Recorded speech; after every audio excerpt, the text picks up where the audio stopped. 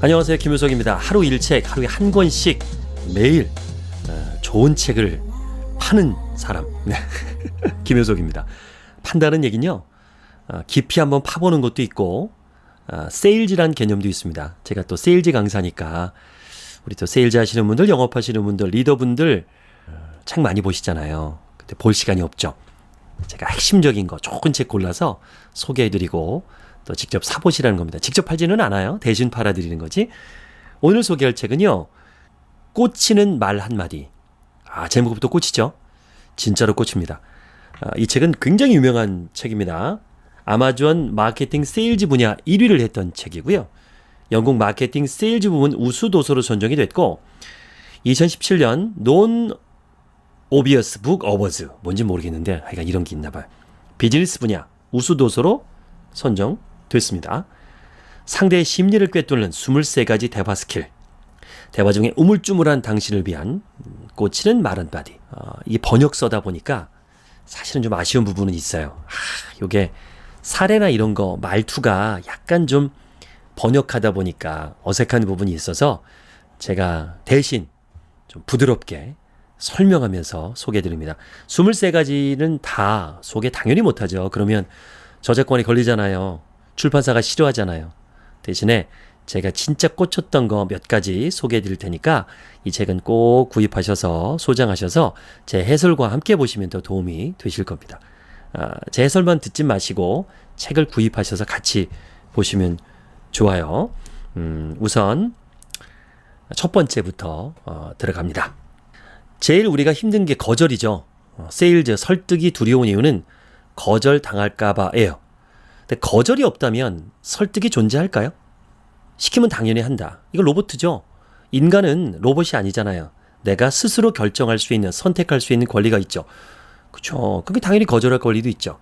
그래서 미리 거절을 깔고 들어가면 상처도 덜 받고 상대도 거절 못하게 만드는 방법이 있습니다. 거절을 이미 하고 들어가는 거예요. 그런 화법이 있어요. 저도 잘 쓰는 건데 이 책에 있네요. 잘 정리가 되겠습니다. 먼저 거절하고 들어가는 거예요. 그게 뭐냐면 하지만 저법입니다. 하지만 화법. 이런 거죠. 아예 이렇게 얘기하는 거예요. 당신이 원할지는 모르겠지만요. 이렇게 얘기하는 거예요. 고객님이 좋아하실지는 모르겠는데, 아니면 이렇게 얘기하는 거예요. 그럼 뭐 어떻게 생각이 드십니까?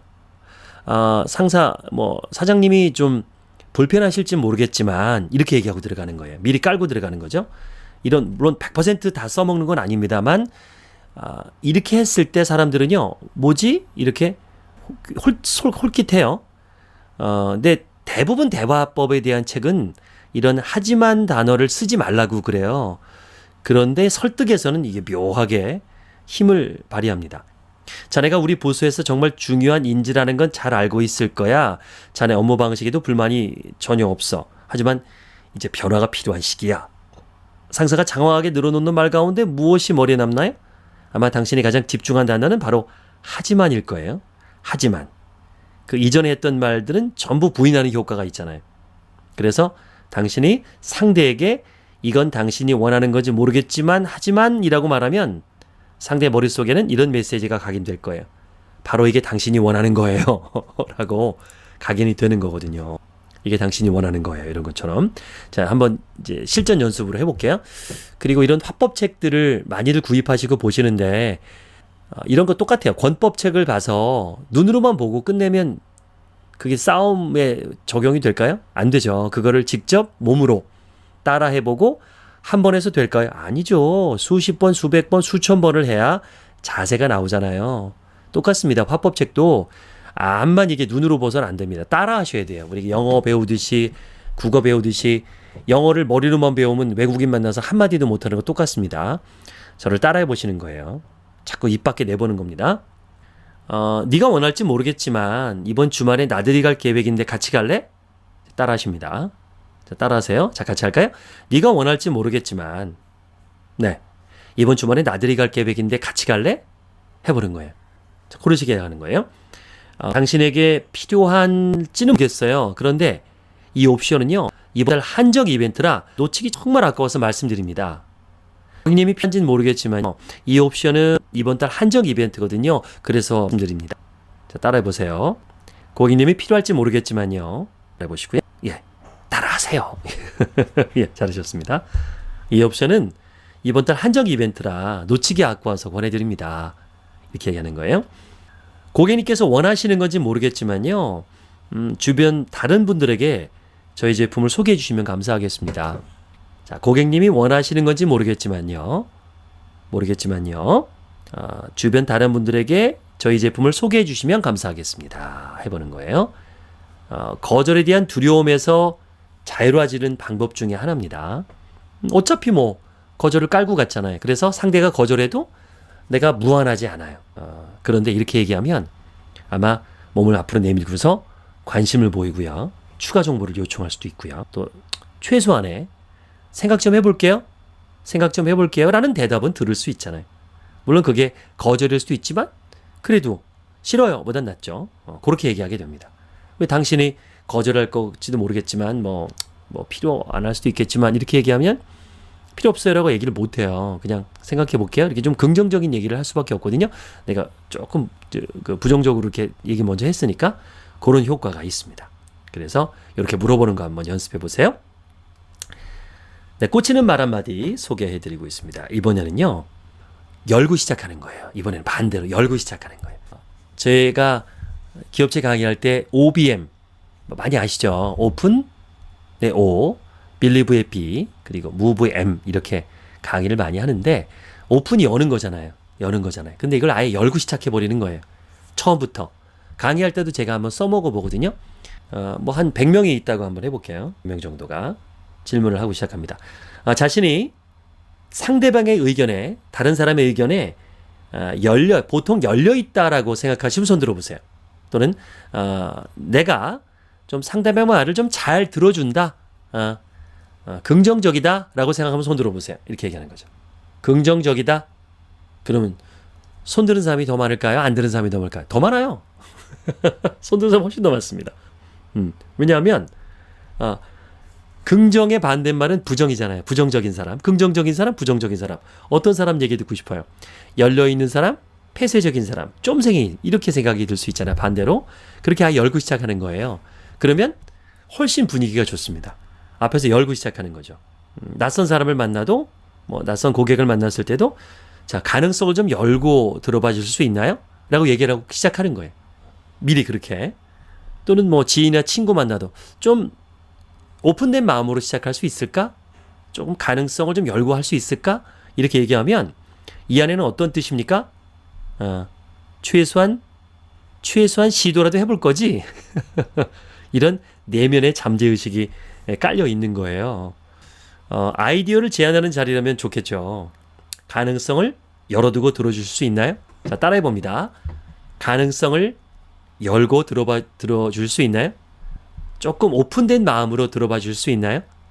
좀 열린 마음으로 들어줄 수 있나요? 이렇게 얘기하는 거예요. 이렇게 미리 열고 시작하는 거죠. 그럼 누구나 열린 마음이 되고 싶으니까. 어떠세요?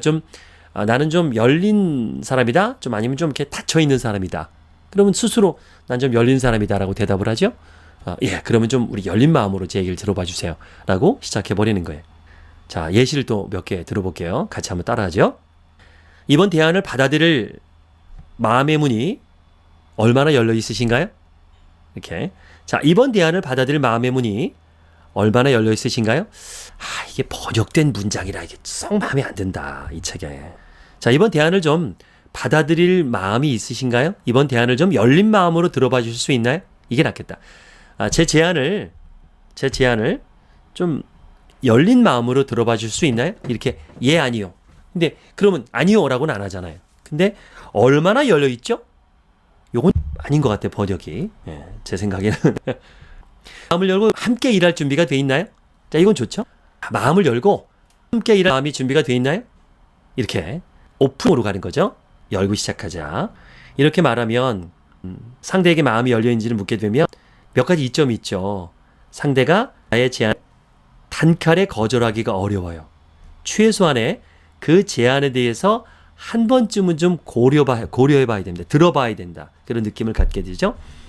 이 말은요, 내가 상대한테 선택권을 준 것처럼 보이지만 사실은 내가 원하는 선택지에 무게를 싣는 겁니다. 내가 원하는 쪽으로. 한마디로 이 질문은 다음과 같은 제안을 던지는 거죠. 아까 말씀드린 것처럼 최소한 시도라도 해보자. 최소한 시도라도 해야 된다라는 마인드를 심어 넣게 됩니다. 꽂히는 말 한마디 소개해드리고 있습니다. 자, 이번엔요. 논쟁할 때, 말싸움할 때, 또는 좀 치열한 협상을 할 때 상대를 이렇게 꼼짝 못하게 하는 방법. 예를 들면 고객이 왔는데 고객이 막 전문가인 척을 하는 거예요. 아는 척을 하는 거야. 그럴 때 좀 재수없는 고객 있잖아요. 경쟁사가 막 좋다 그러고 내가 제안하는 내 제품을 막 까는 거야. 단점을 막 얘기하고. 그런 상황이라든가 또 논쟁할 때 또는 상대가 너무 말이 많을 때 이럴 때 주도권을 뺏어올 수 있는 방법입니다. 절대로 상대방한테 틀렸다, 네가 잘못 알고 있다 이렇게 얘기하면 안 됩니다. 그런 얘기하면 안 돼. 그냥 정곡을 찌르는 질문을 해서 입을 막아버리는 거예요. 상대가 대답을 못하게. 상대가 확인이 불가능한 모를 것 같은 질문을 하는 거죠. 제가 많이 써먹는 방법인데 이 책에도 있네요. 정리가 잘 돼 있어요. 근데 다만 요게 이제 번역서라 해설이 좀 필요해서 그렇지 근데 좋아요. 정리 잘 돼 있어요. 미팅 상황에서 좀 영향력을 발휘하고 싶고 대화의 주도권을 갖고 싶으면 하는 거예요. 특히 요즘은 면접 볼 때 토론 면접을 많이 보거든요. 이럴 때 기분 나쁘지 않게 내가 주도권을 뺏어올 수 있는 좋은 방법이기도 하고요. 질문을 하는데 질문을 구체적으로 하는 거예요. 구체적으로 뭐뭐에 대해서 알고 계신가요? 이렇게 상대가 모를 만한 걸 물어봐야 되죠. 뭐뭐에 대해서 알고 계신가요? 예를 들면 이런 거예요. 우리가 어떤 일을 하고 어떤 차별화된 전략을 추구하는지 아시고 계십니까요? 그러니까 우리가 어떤 일을 하고 저희 회사가 어떤 일을 하고 타사에 비해서 어떤 차별화 전략을 갖고 있는지 알고 계십니까? 당연히 모르죠. 지가 어떻게 알아요? 그럼 모른다 그럴 거 아니에요. 그럼 이제 내가 어떠한 일을 하고 어떠한 차별점을 갖고 있는지 말할 수 있는 주도권을 갖고 온 거예요. 그렇죠? 자, 그날 이후로 또는 그런 일이 벌어진 이후에 어떤 변화가 일어났는지 정확히 알고 계십니까? 여기서 중요한 건 정확히 알고 계십니까? 그러는 거예요. 그러면 정확히라는 말이 꽂혀요. 자기 정확히 모르잖아요. 그래서 입을 다문다고요. 그럴 때 주도권을 갖고 오는 거예요. 이곳에서 일이 어떻게 돌아가는지 설명을 좀 부탁드려도 될까요? 대답 못하잖아요. 설명을 좀 부탁드릴까요? 대답 못하는 걸 물어보는 거죠. 자, 당신이 그럼 고객님이 말씀하시는 또는 선생님이 말씀하시는 그 제품의 정확한 효능은 뭔가요? 또는 그 제품의 정확한 성분은 뭔가요? 이렇게 얘기하는 거예요. 또는 효과는 어떻습니까? 라고 물어봤을 때 상대가 머뭇거릴 수 있다. 이렇게 구체적인 질문을 해서 상대의 입을 막아버리는 거죠. 여기서 주의할 건 있습니다. 말싸움하자는 게 아니에요. 내가 뭐 이기자는 게 아니라 누가 이기고 누가 지는 걸 가리는 게 아니라는 거예요. 목적은요. 내가 원하는 결과를 얻는 데 있습니다. 내 이야기를 듣게 만들자는 거죠. 내가 설득할 수 있는, 이야기할 수 있는 타이밍을 뺏어오자는 데 있습니다. 그래서 현명한 질문을 하려면 어떻게 해야 돼요? 잘 들어야 됩니다. 잘 들어야 돼요. 상대가 말할 때 논리적인 허점 또는 비어있는 것 이걸 치고 들어가야 되는 겁니다. 결국은 이 말을 잘하는 사람은 잘 들어야 된다. 또 잘 들으려면요. 이 책에 없는 얘기지만 잘 듣는 방법. 왜 요즘 사람들이 잘 못 듣냐면 제가 연구를 좀 해보니까 독서량이 부족해서 그런 것 같아요. 독서와 듣는 것은 상당히 깊은 연관이 있습니다. 이 수학을 잘하려면 독해를 잘해야 돼요. 그래서 문제를 잘못 이해해서 틀리는 애들이 너무 많아요. 그러니까 문장을 이해하지 못하는 거죠. 문장을 이해하지 못하는 사람들은요. 상대의 말을 잘 이해를 못해요.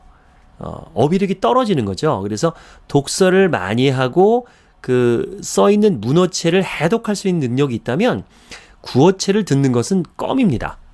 그래서 책을 많이 읽는 사람들이 상대의 말을 잘 듣고요. 그 허점과 논리를 찾아낼 수 있습니다. 결국 독서의 양입니다. 지금 제가 책을 이렇게 설명해 드리지만 이건 제 나름대로 해설해서 아주 쉽게 먹기 쉽게 드시기 쉽게 요리해 드리잖아요. 이거에만 길들여 주시면 안 돼요. 제가 이렇게 쉽게 설명할 수 있는 것도 이 책을 제 나름대로 해석하고 해독하고 들은 거잖아요. 마찬가지로 제 해설을 들으시고 이 책을 사서 보시면 훨씬 좋습니다. 제 얘기만 들으시면 안 돼요. 하루 1책 듣고 나는 책을 안 보고 그냥 김현석한테 듣는 것만은 안 됩니다.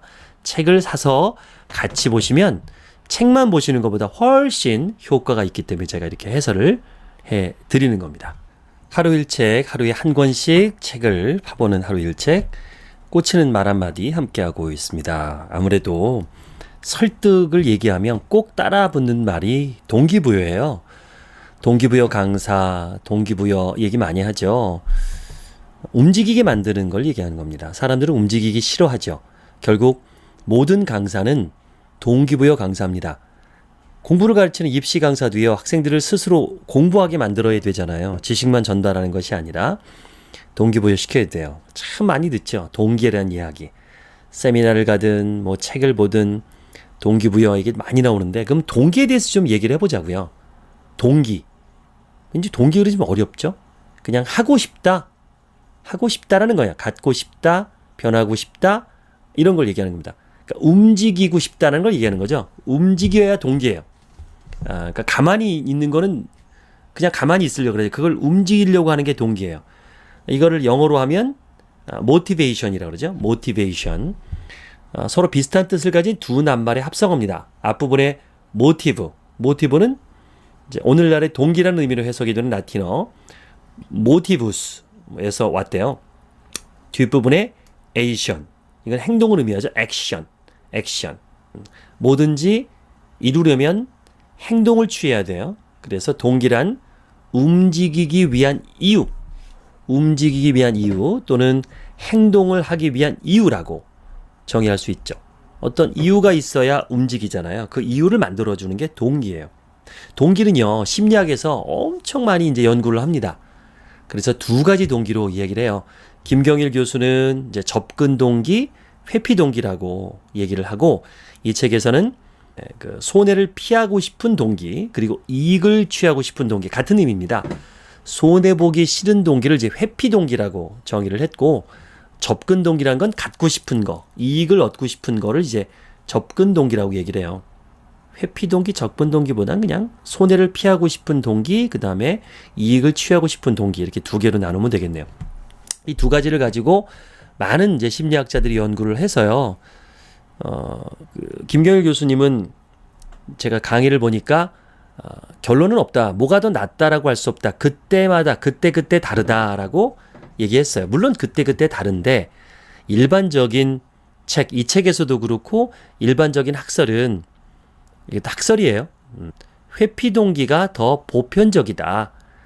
잘 써먹는다라고 얘기를 합니다. 왜냐하면 손해를 보기 싫은 거는 조금 빨라요. 그러니까 근접한 거. 우리가 아무래도 미래를 내다보는 게 좀 우리 뇌라는 건 아직도 원시 시대의 뇌가 있기 때문에 멀리 내가 얻는 이득보다는 지금 당장 잃어버리는 걸 싫어하거든요.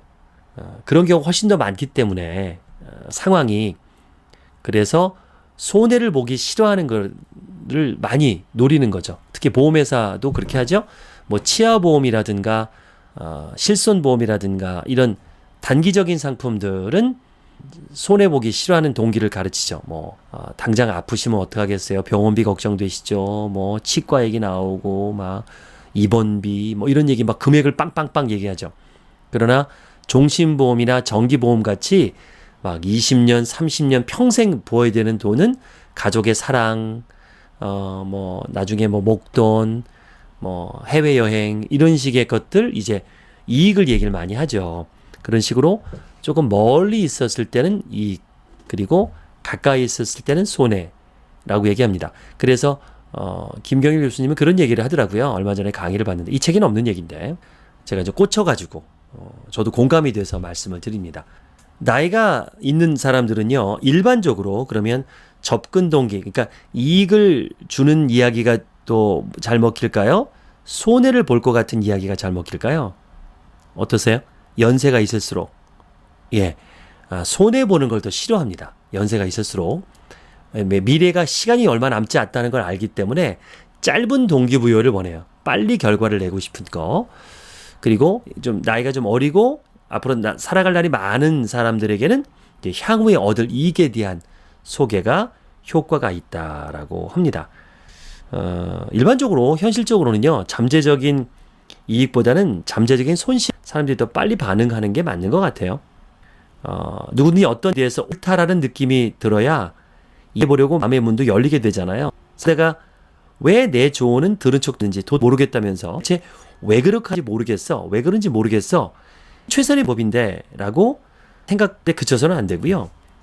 대화는 거기서 끝나면 안 되고, 아직 상대는 납득이 안 됐기 때문에 합당하다고 주장해봐야 상대는 그 조언을 받아들일 리가 없거든요. 받아들이지 않는 상대에게는 절대로 논쟁을 하려고 하면 안 돼요. 그들이 스스로 옳다고 생각하는 것에 따라서 의사결정을 내리기 때문에 논쟁하면 소용이 없습니다. 상대가 먼저 옳다라고 느낄 수 있는 대화를 해야 훨씬 수월해지죠. 그래서 이 동기부여, 하고 싶다, 변하고 싶다는 이유를 댈 때는 잠재적인 이익보다는 잠재적인 손실에 더 큰 위력이 있다는 것을 생각해 볼 필요가 있어요. 만약에 뭐뭐라면 어떨 것 같으세요? 만약에 뭐뭐라면 어떨 것 같으세요? 라고 유협을 주는 화법을 많이 쓰죠. 특히 보험회사들이 효과가 있으니까 쓰는 거죠. 자, 그러면 실전 연습을 좀 해볼게요. 이번 결정이 승진에 영향을 미친다면 어떨 것 같으세요? 이건 이익을 접근하는 거죠. 이번 결정이 승진에 영향을 미칠 것 같으면 어떤 결과가 있을까요? 또는 반대일 수도 있죠. 이번 결정을 해서 실패하면 당신은 승진에 탈락할 것이다 라는 또 손해보는 걸로 받아들일 수도 있고요. 경쟁하던 동료가 당신보다 앞선다면 어떤 기분이 드시겠습니까? 야, 이거 아주 짜증나죠. 입사 동기가 과장님보다 앞서 나가신다면 어떤 기분이 드시겠습니까? 이런 멘트. 고객님이 이 상황을 개선시킬 수 있다면 어떨까요? 고객님이 이 상황을 좀 호전시킬 수 있다면 어떨까요? 요거 하고요. 만약 이것 때문에 많은 것을 잃게 된다면 어떤 기분일 것 같습니까? 만약 이것 때문에 건강을 잃게 된다면 어떠시겠어요? 이렇게 되는 거죠. 이건 어떤가 봐요. 자, 만약 내년에 은행 대출이 모두 탕감되고 그렇게 바라던 집이 생기면 마음대로 휴가를 결정할 수 있게 되면 어떠시겠습니까? 라고 얘기하는 거. 이건 또 이익을 얘기해서 하는 그 접근 동기라고 할 수 있죠. 만약에 이렇게 조건부 미래에 대한 이야기죠. 이런 시나리오를 만드는 거예요. 그럼 사람들은 자신의 미래를 떠올리고요. 자극을 받아서 좋은 쪽으로든 나쁜 쪽으로든 움직일 이유를 찾게 됩니다. 기억하세요. 차이가 클수록 상대가 움직일 가능성도 커집니다. 현실과 미래의 차이가 클수록 미래에 더 많은 이득을 얻거나 아니면 많은 것을 잃게 되거나 그랬을 때 움직일 가능성이 커지게 됩니다. 꽂히는 말 한마디 소개해드리고 있습니다. 동기부여 강의를 할 때요. 제가 플래너 강의할 때 미래에 대해서 써보라 그러거든요. 구체적으로 온 1년 후에 또는 10년 후의 나의 모습을 구체적으로 시각화해서 써보라 그래요. 그러면 되게 행복한 시간입니다. 보통 이렇게 미래에 대해서 상상할 때 긍정적으로 생각을 하잖아요. 뭐 내가 감옥에 가 있을 것이라고 생각 안 하잖아요. 그런 상상을 해보게 하는 거예요. 긍정적인 상상을. 그랬을 때 사람들은 이 접근 동기, 아까 말씀드린 접근 동기가 되겠죠? 그런 화법을 좀 많이 써요. 야, 정말 상상해 보세요. 어떠실까요? 이런 멘트를 많이 하는 거예요. 어떠한 결정을 현실화 시키려면 우선 상대가 그 머릿속으로 실행해 볼 수 있게 만들어야 돼요. 이런 상상을 해보면 어떨까요? 라는 말이 상상에 도움이 돼. 아예 시작부터. 이 정책을 실행하고요. 6개월 만에 어떤 변화가 일어날지 한번 상상해 보세요. 그러면 상상해요, 사람은. 이번 기회를 놓쳤다고 보고하면 상사가 어떤 반응을 할지 상상해 보세요. 이건 이제 회피 동기를 자극하는 거죠. 당신이 이 일을 해냈을 때 당신 아이의 표정이 어떨까요? 그 표정을 머릿속에 그려보세요. 이 제품의 영향력을 한번 상상해 보십시오. 이 제품을 썼을 때 당신의 공장이 바뀌는 모습을 한번 상상해 보세요. 홈쇼핑에서 많이 씁니다. 이런 멘트들 참 많이 있어요. 디즈니랜드 입장권을 예매했다고 말하면 아이가 얼마나 좋아할지 상상해 보세요. 무대 위에 올라가서 올해 우수사원상을 받는다고 생각해 보세요. 네트워크 할 때도 많이 하죠. 내년에 랠리에서 드레스를 입고 무대에 올라가서 자기소개하는 멋진 모습을 상상해 보십시오. 이런 얘기 많이 하죠. 이 신차를 타고요. 뻥 뚫린 고속도로를 그냥 착 들어서서 악셀을 밟았을 때 상상해 보세요. 이런 말이 나오면 그 장면을 머릿속에 그려본단 말이에요. 이렇게 시각화하는 순간부터 이 현실화되고 하고 싶다, 갖고 싶다 이런 생각이 들죠. 상대 머릿속에 그림을 그려놓고 싶다면 이야기를 들려주는 거예요. 이런 상상을 한번 해보세요 라고 얘기를 던지고 말하면 뇌는요 내가 만들어낸 시나리오를 머릿속에 그리게 됩니다. 이런 화법 연습해 보는 거예요. 상상해 보자고요. 이런 화법. 그리고 이제 난관에 부딪혔을 때 거절을 할 때 상대가 너무 이제 무관심한 상태일 때 이럴 때는 어떻게 되느냐. 지금 빨리 우리 싸움도 그렇잖아요. 36회 일단은 후퇴해야 됩니다. 계속 전진이 안 돼요. 이럴 때 그냥 도망가는 게 아니라 후위를 기약하고 도망가야 되죠. 내 이 아이디어를 귀담아 듣지 않는데 일단은 상황이 안 그런 거예요. 내가 좀 설명이 부족할 수도 있고 이 사람이 들을 준비가 안 돼 있고 컨디션이 안 좋을 수도 있고 지금 뭐 바쁜 일이 있어서 자꾸 그쪽에 신경이 쓸 수 있잖아요. 그럴 때 내뱉는 말 언제가 편하세요? 이렇게 얘기하는 거죠. 바로 빼는 게 아니라 언제가 편하세요? 언제가 가장 편한 시간이세요? 이렇게 되는 거예요. 자, 이 제품을 제대로 살펴보기에 가장 좋은 때가 언제라고 생각하십니까? 라든가 언제 시작하면 가장 좋을까요? 라고 그러면 다음에는 언제 다시 연락드리는 게 편하실까요? 거절했을 때 이렇게 얘기해 보는 거죠. 어떠한 상황이든 간에 상대방으로부터 대답을 듣고 구체적인 다음 일정하고 소통 방법을 마련해 둬야 됩니다. 보통은 제가 다시 연락드릴게요. 이거는 이제 완전 거절의 표시죠. 그러더라도 그러면 제가 요날하고 좀 편한데 그 중에 언제 괜찮으세요? 이렇게 얘기해야 됩니다. 예, 그러시면 연락 주십시오. 이거는 연락 안 줍니다. 그럼 저도 사실 좀 이번 주에 좀 빡빡해서요. 다음 주 제가 목요일 2시 하고요. 그리고 금요일 오전하고 시간이 좀 괜찮은데 언제가 괜찮으세요? 그러면 본인이 그냥 얘기할 확률이 높아요. 물론 끝까지 제가 연락 드린다니까요 할 수도 있지만 이렇게 얘기하는 거죠. 언제가 편하세요? 뭔가 본인이 얘기할 수 있게 기회를 만들어 줘야 됩니다. 자, 그렇게 해서 이제 어느 정도 상담도 했고 본인의 결정을 기다려야 되는데 자꾸 미루는 사람 있잖아요.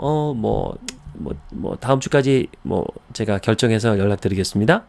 또는 화요일까지 결정하겠습니다. 했는데 연락이 없을 때, 미적미적할 때, 이때도 우리가 가만히 있으면 안 되죠. 자, 부정적인 변명을 할 수 있거든요. 그럴 때 예방하는 방법. 상대가 전혀 마음의 준비가 되지 않았을까봐 걱정될 때 현재 상황이 어떤지를 묻는 대신에 살짝 다른 방식으로 대화를 시작할 수 있는 거예요. 상대방의 체면을 지켜주되 예상 가능한 변명을 사전에 차단하는 방법이에요. 그래서 내가 대화를 원하는 방향으로 끌고 갈 수 있는 겁니다. 상대가 변명으로 준비했던 말을 대담하게 먼저 꺼내는 전략을 시도해 보는 겁니다. 어렵지 않아요? 그죠? 이렇게 시작하면 돼요. 아마 시간이 부족하셨을 거예요. 그죠? 아마 시간이 많이 부족하셨죠? 이렇게 검토할 시간이 많이 부족하셨죠? 이렇게 해버리는 거예요. 아직 팀원들과 상의할 시간이 없으셨죠? 이렇게 미리 얘기해 버리는 거죠. 상대가 변명하기 전에 선수를 치는 거예요. 시간이 부족하셨으리라고 생각이 듭니다. 예, 당연히 그렇죠. 이렇게 상대는 미안한 마음에 다음 약속을 잡게 되겠죠. 몇 가지 사례를 좀 더 볼게요. 제가 보내드린 문서 살펴보기에 아마 시간이 충분히 하지 않으셨을 겁니다. 아직 일정을 잡지 못한 상태이실 것 같은데요. 최종 결정 내리시기에는 시간이 좀 부족하셨죠. 이렇게 얘기해 버리는 거예요.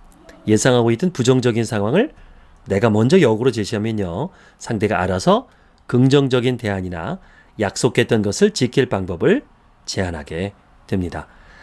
상대에게 들을까봐 두려워했던 그 말을 내가 먼저 꺼내면서 무장해제시키는 거죠. 내가 상대에게 먼저 이렇게 말했다고 해보는 겁니다. 아직 이 건에 대해서 결정을 내리지 못하셨을 거라고 생각됩니다. 아예. 이런 말에 상대방은 이렇게 대답할 수 있죠. 네, 맞아요. 아직 고민 중입니다. 이렇게. 그러면 이제 나는 앞으로 상황에 대해서 협상을 시작하면 되는 거죠. 만약 상대가 아니요, 결정을 내렸습니다. 그러면 좋습니다. 그럼 언제 착수할까요? 이렇게 하면 그만인 거고요. 예상했던 부정적인 상황을 내가 역으로 제시하면 상대가 먼저 나서서 긍정적인 대안을 제시하거나 약속을 지키기 위해서 방법을 고안할 수 있거든요. 대부분의 사람들은 내가 했던 말을 지키려고 하고요. 이를 지키지 못한 상황을 불편해하기 때문에 그렇습니다. 꽂히는 말 한마디, 이렇게 실전에 써먹을 수 있는 실전 기술들, 어떻게 보면 권법 중에서 특공 무술? 실전 무술 같은 것 같아요. 이 책을 구입하셔서 같이 보시면, 제 해설과 같이 보시면 좋습니다. 프레젠테이션을 할 때요, 1대1도 프레젠테이션 하잖아요. 상품 설명을 이렇게 임팩트 있게 논리적으로 설명을 하고 설득을 할 때요, 끝부분에 질문을 유도해요. 일반적으로 이제 질문이 있으십니까? 이렇게 얘기하면 상대가 좀 부담스러울 수 있거든요. 그거를 해결하는 방법을 알려드립니다. 말 단어만 조금 바꾸면 돼요.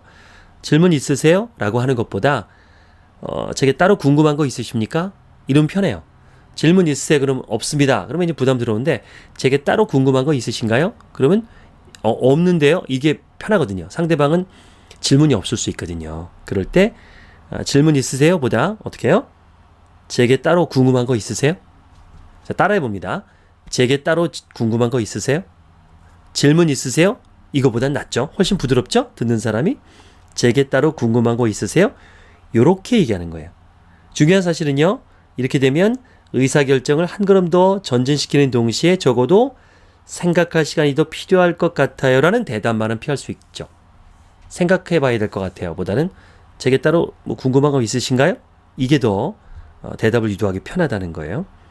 다음에 또 만나고 싶으면 어떻게 연락드리는 게 좋을까요? 자, 이건 뭐냐, 전화번호 좀 주시겠어요? 이것보단 좀 낫죠. 연애할 때도, 연애라기보다는 이제 그 헌팅할 때도 일단 대화 나누다가 어떻게 제가 따로 연락드리고 싶을 때 할 수 있는 방법이 있을까요?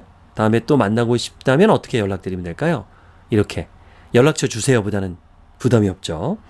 다음에 또 만나고 싶다면 어떻게 연락드리면 될까요? 다음에 제가 또 연락드리고 싶다면 어떻게 하면 좋을까요? 이렇게 돌려서 얘기하는 거죠. 혹시 제게도 궁금한 내용이 있으실까요?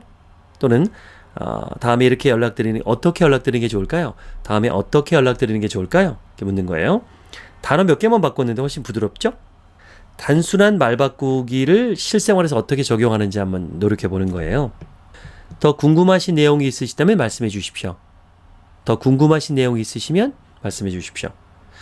설명이 충분했는지 모르겠습니다. 혹시 의문나는 점이 있으시면 말씀해 주실까요? 이렇게 얘기하는 거예요. 없습니다. 그러면 이제 결정을 내려야 될 것 같은 생각이 들잖아요. 서비스나 제품에 대해 설명한 다음에 혹은 프레젠테이션 한 다음에 질문 있으세요? 라는 공격적인 것보다는 따로 또 궁금한 거 있으신가요? 이렇게 물어보는 거예요. 자, 다음에 다시 뵙고 싶다면 어떻게 연락드리면 좋을까요?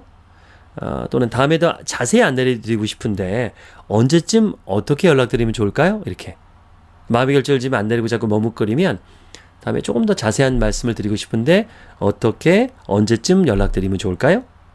편하신 방법대로 연락드리겠습니다. 이렇게 연습을 해보는 겁니다. 이번에는 클로징 기법 소개해 드릴게요. 누군가 나를 막 설득하려고 그래요. 그런 거 별로 좋아하지 않죠. 날 막 조종하려고 하는 것 같고 날 뭘 시키려고 하는 것 같잖아요. 그럴 때 쓸 수 있는 멘트예요. 상대방의 선택하는 거를 좀 줄여줄 수 있는 방법. 요거 되게 유용합니다. 저도 많이 썼던 방법인데 제가 보기에요, 고객님이 선택할 수 있는 방법은 3가지가 있습니다. 이렇게 얘기하는 거예요. 3가지가 있습니다. 이 말은 상대의 의사결정을 직접적으로 도와주는 동시에 좀 공손한 태도를 유도할 수 있는 거예요. 이걸 하세요가 아니라 선택할 수 있는 방법은 3가지가 있습니다. 라고 하면 더 듣고 싶거든요. 그러니까 가능한 3가지 선택지는 상대방을 돕는 목적으로 하되 내가 이루어야 되는 목표에 유리한 방향으로 맞춰서 제시해야 돼요. 그러니까 선택지를 3가지로 정리해서 전달을 하는데 가급적 내가 원하는 선택지는 첫 번째, 두 번째, 세 번째 어디다 놓는 게 좋을까요? 이 책에는 그런 자세한 얘기는 없는데 제가 강의 중에 많이 썼던 거거든요. 그래서 좀 더 추가로 설명을 드릴게요. 3가지를 얘기하겠습니다. 3가지 방법이 있습니다 하는데 내가 권하는 방법은요, 마지막에 넣어놓는 게 좋아. 마지막에. 그랬을 때 사람들은 마지막 걸 기억할 확률이 높거든요. 첫 번째 이런 방법이 있고요. 두 번째 이런 방법이 있고요. 세 번째 이런 방법이 있습니다. 어떤 게 마음에 드세요? 아니면 더 하고 싶으면 첫 번째 이런 방법이 있는데요. 이런 불편한 점이 있고요. 자, 두 번째는 이런 방법이 있습니다. 첫 번째 방법은 해결됐는데 이런 단점이 있죠. 세 번째는요. 이런 방법이 있습니다. 하는 거예요. 거기다는 뭐 단점이나 불편한 거 없다고 얘기하고 그리고 어떤 게 마음에 드세요? 미리 깔아놓는 거지 시나리오를. 그런 방법입니다. 제가 보기에는 지금 고객님에게는요. 세 가지 선택할 수 있는 방법이 있는 거 가자 얘기하는 거예요. 자, 예를 들어볼게요. 지금 고객님이 선택할 수 있는 거는 세 가지입니다. 첫 번째는요. 다른 직장을 알아보는 거예요. 구인 공고를 검색해서 이력서를 보내고 직접 또 면접을 보러 다니면서 마음에 맞는 곳을 찾는 거죠. 비슷한 업무에 비슷한 보상을 주는 일을 하게 될 가능성은 높은데 직접 하셔야 되는 어려움이 있습니다. 자, 두 번째는요. 아무것도 안 하시는 겁니다. 견딜만 하다면 지금 직장에 계속 다니는 거죠. 나쁘진 않습니다. 근데 변화되는 건 없고요. 자, 세 번째는요. 일단 시도해보는 겁니다. 일단 시도해보는데 지금 일을 하면서 조금씩 일을 시작하고 얼마나 나아갈 수 있는지를 지켜보는 거예요. 그 부분을 제가 도와드릴 수 있고. 자, 이 세 가지 중에 어떤 걸로 하실까요? 그러면 세 번째 하겠죠. 어떻게 편하시겠습니까? 이미 내가 세 번째를 하라고 다 깔아놓은 거예요.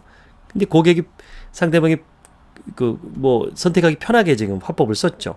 이런 식으로 세 가지 방법이 있습니다. 라고 얘기해서 선택지를 주고 그 중에서 마지막 쪽에 조금 유리하게 얘기를 해버리는 겁니다. 그러면 당연히 선택을 할 가능성이 높아집니다. 아유, 제가 썼던 방법이 이 책에 다 나왔네. 그러니까 비슷한 거예요.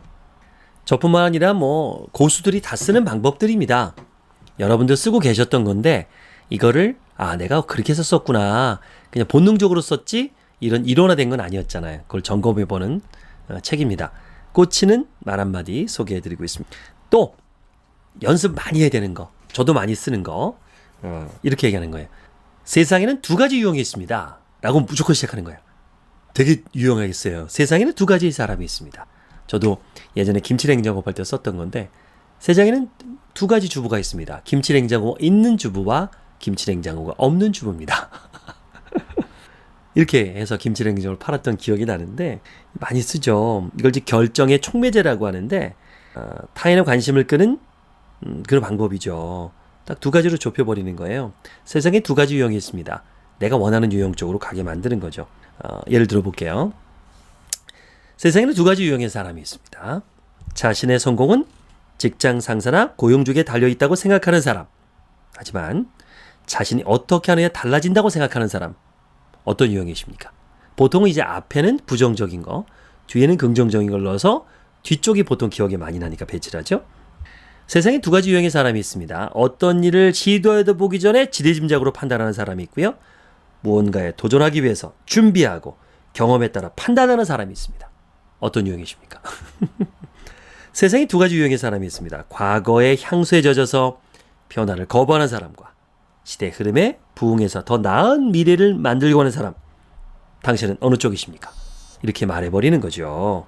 자, 많이 써먹을 수 있겠죠? 이런 거. 또 저도 많이 쓰는 건데요. 아유, 너무 많아. 제가 쓰는 방법들이 여기 다 있어. 저도 비슷한데요. 이렇게 가는 거예요. 저도 비슷한데요. 이런 멘트를 하고 시작해요. 저도 비슷해요.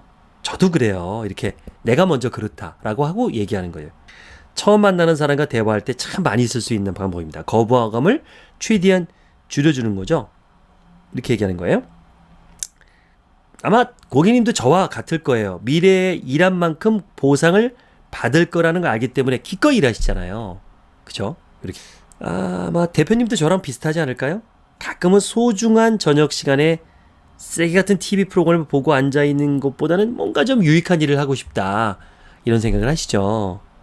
고객님도 저와 비슷할 거예요. 저도 마찬가지일 거예요. 매일 바쁘게 살아가시지만 여러 가지 일들을 효율적으로 해내려고 노력하고 계시잖아요.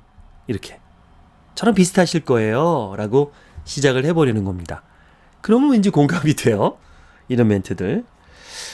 당신도 저와 같을 거예요. 이렇게 얘기하고 시작하는.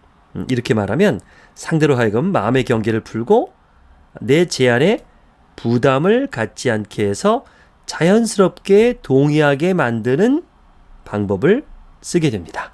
지금까지 꽂히는 말 한마디 책을 제 나름대로 해석해서 읽어드렸습니다. 어떠십니까? 지금 뭐 소개되는 건 몇 개 안 되고요. 이 책 안에는 주옥 같은 23가지가 있습니다. 그 중에서 반도 안 했어요. 그래서 책을 구입하셔서 다시 한번 제 얘기랑 접목시키고, 이 책은 뒤에 실전편이 있어요. 그거를 계속 반복해 보는 거예요. 실전편을 계속 반복해 보시고 본인이 프레젠테이션하고 비즈니스한 것을 녹음해 와서 내가 어떤 기법을 썼는지를 한번 점검해 보세요. 들어보시고, 아, 내가 이 기법을 썼구나, 이 기법을 썼구나. 보통 우리가 운동을 하면 어떻게 해요? 그거를 비디오 녹화해서 보잖아요. 똑같습니다. 우리 비즈니스도요, 녹음을 하세요. 본인이 말하는 걸. 제가 이렇게 책을 읽어드리는 것도 사실은 제가 다시 들으려고 하는 겁니다. 내가 말한 걸 내가 듣고 모니터링을 하고 수정을 되게 많이 해요. 저도 고쳐야 될 게 아직도 많거든요. 그래서 비즈니스 하실 때 녹음하시고 내가 어떤 기법을 쓰는지, 그걸 좀 더 잘하면 어떨까라는 모니터링을 스스로 해보시고, 더 좋은 건 스터디 모임을 만드는 겁니다. 동일한 비즈니스 하는 사람끼리 모여서 같이 한번 스터디, RP라는 걸 해보는 거죠. 내 상품을 프레젠테이션하고 그 사람이 또 내 걸 듣고 또 소개해 줄 수도 있잖아요. 제일 좋은 건 보험과 뭐 자동차라든가 네트워크도 그래요. 꼭 우리 회사 네트워크만 하지 말고 타사 네트워크 하는 사람과 같이 본인 상품을 가지고 스터디를 하는 거예요. 네가 좋다 내가 좋다 한번 해보고 그런 RP를 해보는 거 참 좋습니다. 그러면 이 책을 갖고 한번 스터디하는 것도 좋겠죠? 꽂히는 말 한마디 소개해드렸습니다. 하루 1책, 매일 한 권의 책을 이렇게 소개해드리고 있습니다. 구독, 좋아요 부탁드리고요. 혼자만 보지 마시고 혼자만 듣지 마시고 많은 분께 이 영상을 좀 전달하셔서 함께 했으면 좋겠습니다. 또 제가 오픈 채팅방 연 거 아세요? 오픈 채팅방? 김효석 검색하시면 돼요. 오픈 채팅방 그러면 비밀번호가 있습니다. 4263 제 전화번호 끝자리거든요. 4263을 암호 코드가 있어요. 그걸 넣고 들어오시면 아주 은밀한 제가 갖고 있는 좋은 자료들 오픈 채팅방에서 폐쇄몰처럼 오픈을 합니다. 많은 분들 와주세요. 더운 여름날 즐거운 책과 함께 유행가 책과 함께 시원한 곳에서 독서와 함께 이 여름을 날리시기 바랍니다. 감사합니다. 오프라인, 온라인 가리지 않고 제가 많은 노하우를 알려드리도록 하겠습니다. 고객을 만나기 전에 준비해야 될 것들,